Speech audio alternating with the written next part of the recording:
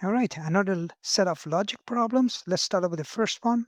A smoothie shop sells a summer blast drink made from mango puree and pineapple juice. The drink is 40% mango by volume. A large cup holds 750 milliliter of the drink. If the shop accidentally pours 400 milliliter of mango puree, how much pineapple juice must they add so the final drink still matches the 40% recipe? All right. So 40% of any of your drink has to be mango. Well, if 40% is mango, so think about that. So 40% is mango.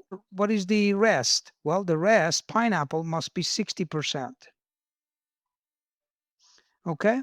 So if that's the case, we can say that if this is 400 milliliter, well, then 60% of the total, which is 1000, right? So this would be 1000 milliliter, or any of the volume, even you can say 1 milliliter or 1 liter, is got this ratio. So if this is 40% mango is 400 milliliters, then 60% mango must be 600 milliliter. That means the total must be 1000 milliliter or 1 liter. So they have to add 600 milliliter of pineapple juice so that they can keep the 40% mango ratio. All right. And you can check that again. So what is 400 milliliter divided by 1000 milliliter? Well, that is 40%, which is equal to zero 0.4. All right, percentage and decimal expansion. Okay. All right. For this question, we have to draw a diagram. So let's draw this diagram here. Okay. So we have this rectangular backyard. It's got LED lights around it, and it's a fence. And the fence is 3 meters longer than it is wide. So if the width is x, then the length will be x plus 3. And it says that the total length of the lights needed to go around fence is 34 meters. That means the parameter P must be equal to 34 meters. Now, what is the parameter of a rectangle? Well, you just add them all up. There are two x's and then 2x plus 3's, right? You add them all up. So we have 2x plus x plus 3, and then you multiply that by 2, that becomes equal to 34. And then you just have to do the simplification. Solve this equation. 2x plus 6 set that equal to 34 meters. And then common like terms, 4x, 2x plus 2x is 4x, and then subtract 6 from both sides, and that would be 28. Divide both sides by 4, and your value x will be 7 meters. But then that is your width. What is the length? Well, length is x plus 3. That means 7 plus 3, which is equal to 10 meters. That is the length. All right, let's look at another question. A bike mechanic charges $25 inspection fee, $12 per tire for repairs, and $18 for the chain adjustments if it's needed. A customer pays $79 in total, and he says how many tires were repaired. Okay, now, first of all, the $25 inspection fee, that's a standard. So you do have to start with this $79, subtract away $25, and that would be $54 is left. Now, the bike mechanic also charges $18 for the chain adjustments, so you have to subtract that away. So 54, you could do it all at once. That's okay too.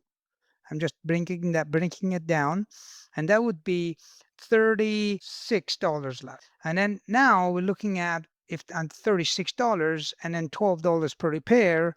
So we have 36 divided by 12 per tire. That would be 3 tires needs to be repaired. Okay, let's look at another question.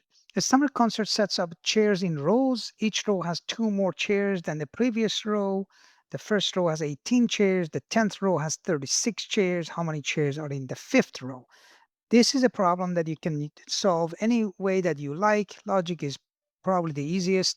So if you start with the 18 as first row, then the second row will be 20 because it says it goes up by 2. Well, you can just keep doing that. You keep adding 2 to the previous row, and then you're gonna get what you will have. So the question says, what is the how many chairs are in fifth row? Well, right here, 26. Notice that every time it's going to go up by 2, right? Plus 2, plus 2, plus 2, plus 2, and that's what you will get. Do we need the last information there? The 10th row has 36. If you want to do it technically using a sequence and a sequence formula, sure, you can use that, but this is too easy and logic will, you can solve it faster. All right, you can use this and that would be 26 rows. Now, how many chairs in total? Then you have to add them all up for the first 5 rows and then add them all up.